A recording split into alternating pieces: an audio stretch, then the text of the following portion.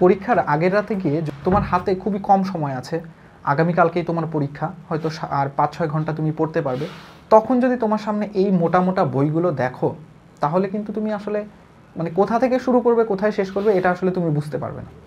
যার কারণে ওই টাইমটাতে যদি তোমার একটা ইফেক্টিভ হ্যান্ড নোট থাকে, তোমার নিজের করা, তোমার নিজের ভাষায় লেখা, তাহলে কিন্তু সেটা তোমাকে খুবই কাজে দেবে এবং তুমি ওটা একদম জাস্ট তোমার নিজের যেহেতু করা, পেজগুলো উল্টালেই তুমি আসলে বুঝতে পারবে। এখন এই যে ইফেক্টিভ রিভিশন ম্যাটেরিয়ালস কিংবা নোট, এটা আসলে আমরা কীভাবে তৈরি করতে পারি?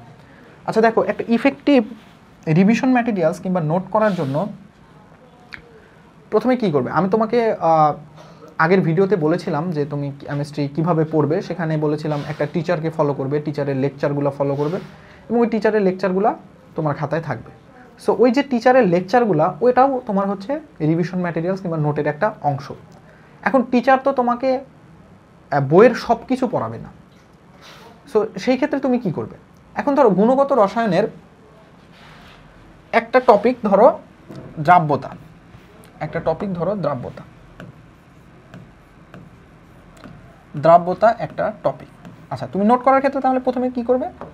একদম নোটের উপরে লিখবে গুণগত রসায়ন, গুণগত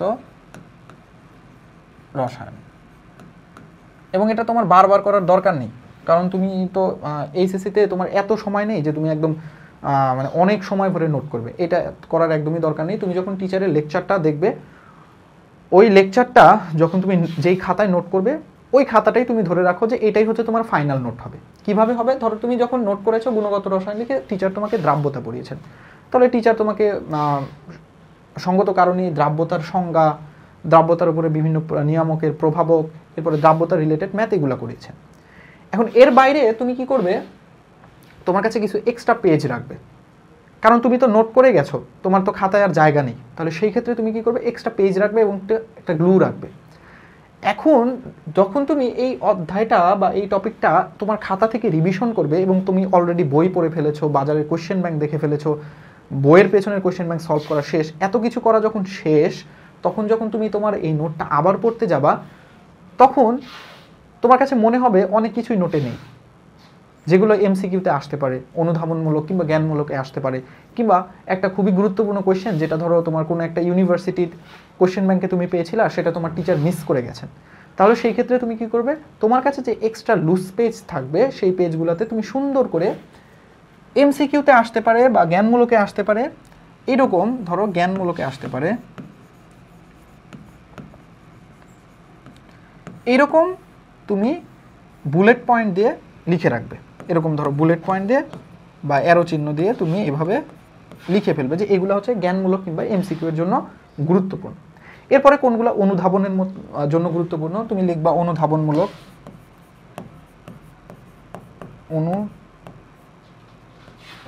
অনুধাবনমূলক কোয়েশ্চেন লিখবা। এরপরে এরকম বুলেট পয়েন্ট কিংবা অ্যারো চিহ্ন দিয়ে তুমি অনুধাবনমূলক কোয়েশ্চেনগুলো লিখে গেলা। এরপরে তুমি যাবা প্রশ্নের ক্ষেত্রে তোমার টিচার যেগুলো করিয়েছেন সেগুলো বাদ। সো টিচারের বাইরে তুমি এই যে বই পড়েছো, কোয়েশ্চেন ব্যাংক সলভ করেছো, এইগুলার ভিতরে তুমি আসলে এক্সট্রা তোমার টিচার মিস করে গেছেন বা টিচার তোমাকে হয়তো কোনো কারণে পড়ায়নি, বাট তোমার কাছে মনে হয়েছে গুরুত্বপূর্ণ, ওই কোয়েশ্চেনগুলো তুমি লিখবে। এবং কোয়েশ্চেনগুলো লেখার সময় এমনভাবে লেখার চেষ্টা করবে যাতে একটা কোয়েশ্চেনের আনসারের ভেতরে বেশ কয়েকটা আনসার একদম কম্প্যাক্ট ভাবে থাকে। যেমন আমি যদি তোমাকে একটা কোয়েশ্চেন করি, ধরো একটা কোয়েশ্চেন এসেছে যে আয়নীকরণ শক্তির একটা ক্রম তোমাকে বর্ণনা করতে বলছে। এখন আয়নীকরণ শক্তির ওই ক্রমটা বর্ণনা করতে গিয়ে তুমি শুধু পিরিয়ড ওয়াইজ ক্রমটা বর্ণনা করবে, ওটা কোয়েশ্চেনের অ্যান্সার হতে পারে, এতটুকুই করে সীমাবদ্ধ থাকবে না। এরপরে তুমি কি করবে? গ্রুপ ওয়াইজ ক্রমটা কেমন হতো কিংবা এক্সেপশন কেমন হতো, এই সব কিছু হচ্ছে তোমার ওই কোয়েশ্চেনের আন্ডারে থাকবে। সো এইভাবে তুমি যদি একটা রিভিশন ম্যাটেরিয়াল কিংবা নোট তৈরি করো, আমি তোমাকে গ্যারান্টি দিলাম পরীক্ষার আগের রাতে এটা যে কতটা হেল্পফুল হবে, এটা কেবলমাত্র তুমি পরীক্ষার আগের রাতে গিয়েই বুঝতে পারবে। সো এখন থেকেই সময় নষ্ট না করে পড়াশোনার পাশাপাশি নিজের একটা হ্যান্ড নোট তৈরি করার চেষ্টা করো। এবং এই হ্যান্ড নোটগুলো যখন তুমি বারবার রিভিশন দিবে, তুমি কয়েকটা কালার ইউজ করতে পারো। যেমন তুমি একবার রিভিশন দিলে তখন কোনো পেন ইউজ করলে না, দ্বিতীয়বার রিভিশন দিলে দেখবা যে অনেক কিছুই তুমি ভুলে গেছো, আবার অনেক কিছুই তোমার মনে আছে। এখন যেই জিনিসগুলো ভুলে গেছো সেখানে তুমি একটা রেড মার্ক করে রাখতে পারো। এইভাবে যখন তুমি third time, fourth time, fifth time, এভাবে যতবার রিভিশন দিবে, তুমি দেখবা যে তুমি কিছু টপিক ভুলে যাচ্ছ, কিছু টপিক তোমার আয়ত্তে চলে এসেছে। সো যেই টপিকগুলো দেখবা যে তুমি পঞ্চমবার রিভিশন দেওয়ার পরেও তোমার ভালোভাবে আয়ত্তে আসতেছে না, সেই টপিকগুলো তুমি একটু হাইলাইটার দিয়ে দাগিয়ে রাখতে পারো, কিংবা ইম্পর্টেন্ট টপিকগুলো তুমি একটা স্টার মার্ক দিয়ে রাখতে পারো। সো এইভাবে তুমি যদি তোমার রিভিশন ম্যাটেরিয়াল তৈরি করো, ইনশাল্লাহ তুমি পরীক্ষার আগের রাতে অনেক বেশি সুফল পাবে এটা থেকে। সো আশা করি আজকের ভিডিওর যে টপিকটা ছিল যে রিভিশন ম্যাটেরিয়াল কিভাবে তৈরি করতে হয় তোমরা বুঝতে পেরেছো। সো ধন্যবাদ সবাইকে। আসসালামু আলাইকুম ওয়া রাহমাতুল্লাহ।